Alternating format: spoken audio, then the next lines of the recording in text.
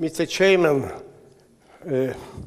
Professor Orlando, dear friends, I have been asked to speak in English for this short presentation, and you know that this is a bizarre idea because English is not my native language, as you may understand. For a little patience, we go on. First of all, you know that many of you know that 1 year ago, Palermo obtained the nomination as Italian Capital of Culture 2018. To us, citizens of this wonderful but very complex city, concerned of the superb artistic and cultural tissue, this nomination seemed natural, well-deserved, and maybe also a little belated. It has been a very strong and complicated situation for us to start with in vitro fertilization in this context, between material obstacles, a lot of cultural opposition, and this in a condition at time where this kind of research and study was absolutely unthinkable. But when finally we reworded the general idea, the general feeling was that nothing in the field of science happens by miracle or by chance, and that sometimes and often the goodwill of optimism plays an important role. A few said of us, you know the famous citation of Bertrand Russell, the innocent people did not know that the task was impossible, so they did it. And this is more condition. Our interest for in vitro fertilization started in 1964, when in Palermo we had a special congress on the first World Congress on in vitro celioscopy, or now called laparoscopy, at the time was celioscopy, the gynecological laparoscopy. And this was the first World Congress with Decker for every part of the world, and this was in '64. And this symposium, in this Congress, Patrick Steptoe presented for the first time, the 5 mm film on oocyte pickup of human oocytes by laparoscopy. It was exactly 5 years before the beginning of the famous collaboration between Edwards and Steptoe. They started in '69, and the famous cooperation between a scientist and a physician. And after the Congress, Patrick asked me to remain a few days in Palermo, and he remained with us. This is our biological equipment, Patrick Steptoe, to look at our work in the field.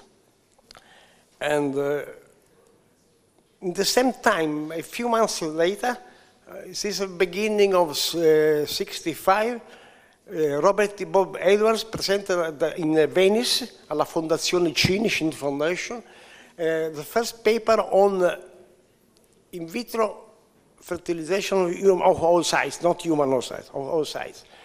This was a symposium sharing, a famous symposium at the time, the first outside Berlin, and this special, very, very interesting presentation that partly has been presented also from Simon Fisher, was the first steps to IVF, to pre-implantation genetic disease, and stem cells. So this pathway was laid on, and they went out. And exactly 14 years later, the famous symposium in Palermo and symposium in Fondazione Cittadini, Louise Brown was born This was the announcement that everybody knows.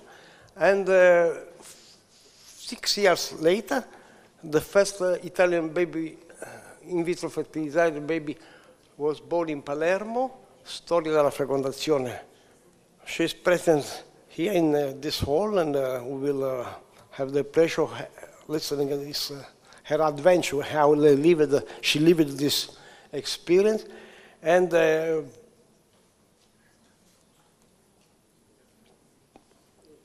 after the symposium, Robert Hughes came 3 times in Palermo. The first time in '87 for an human implantation symposium, the second time in 2000 for an IVF Congress, and the third time in Palermo for an human reproduction Congress, focused 2005. And this was one of his last presentation in public. 2 years later, he retired from for health problems that you know. You know that in 1983,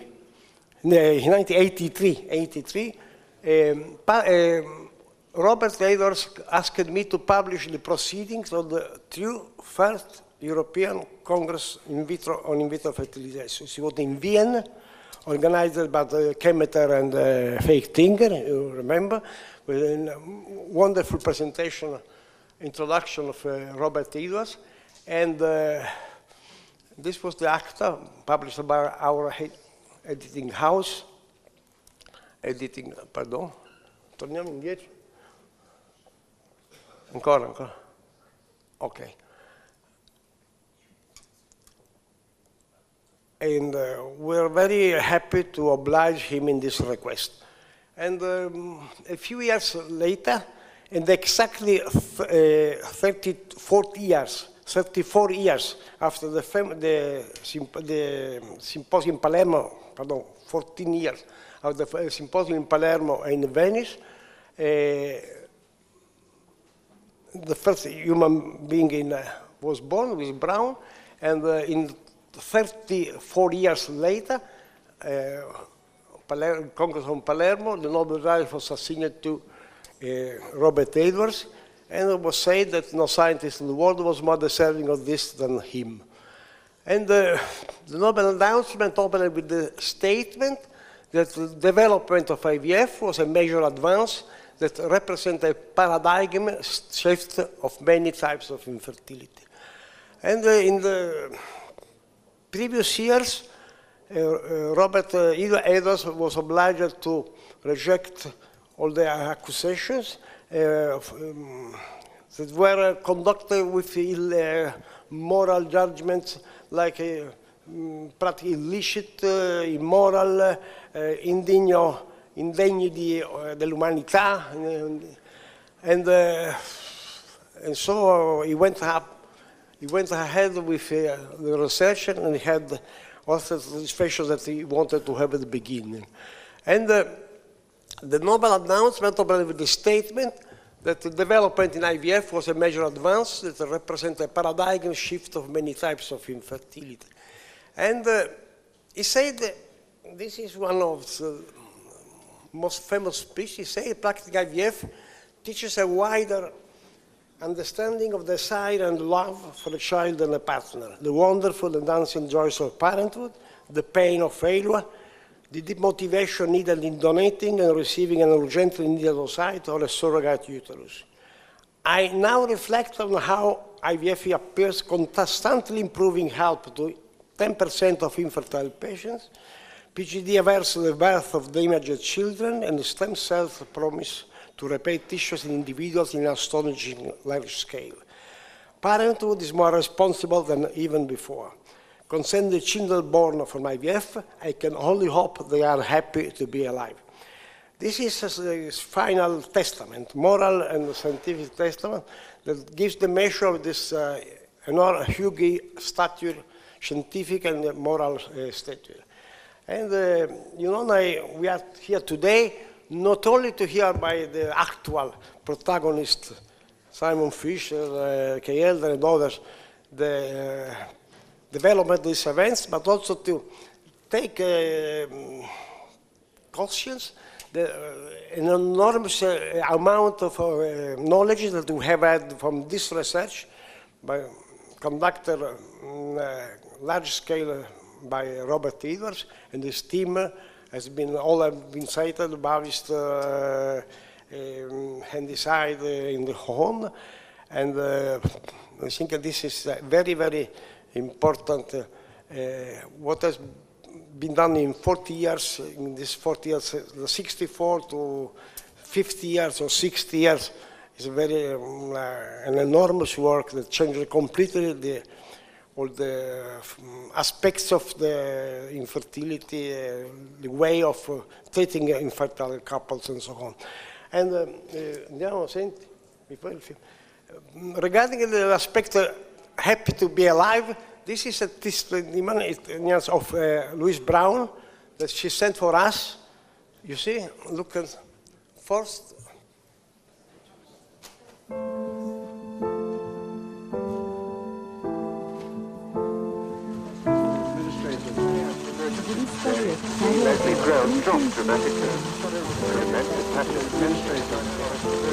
Inside the hospital, the atmosphere was heavy with security and expectancy. It was 11:47. The girl was expected. Her name is Louise, and her parents are Leslie and John Brown, and I am pleased to present this happy family to you.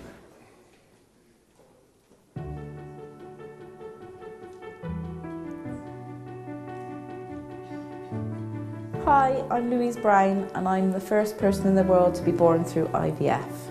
The 5 most important people that have been in my life has been my mum and my dad, Bob Edwards, Patrick Steptoe and Jean Purdy. Because without those 5 people, I wouldn't be here, and nor would about 10 million IVF babies. I can't begin to imagine what my mum and dad felt like when they realised they couldn't have children, and know that they would have done anything to make their dream come true. Now I have got children of my own, I can relate to how my mum and all the other women going through IVF must have felt. This year I celebrate my 40th birthday, and I know that there will be fertility organisations around the world celebrating with me. I think Mum and Dad would find it amazing to hear that there are around 10 million of us now, and they were the start of it all. I'd just like to say a huge thank you to all the people that work in the IVF field for all that you do and to help people have their dreams come true.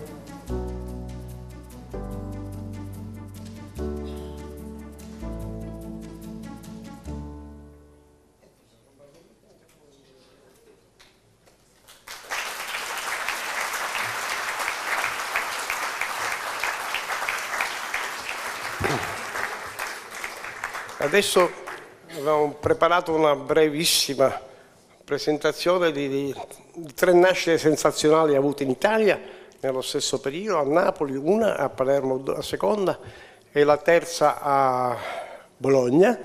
E abbiamo tra l'altro una testimonianza di una di queste ragazze che è contenta di essere viva. Happy to be alive, no? Be alive. E così vediamo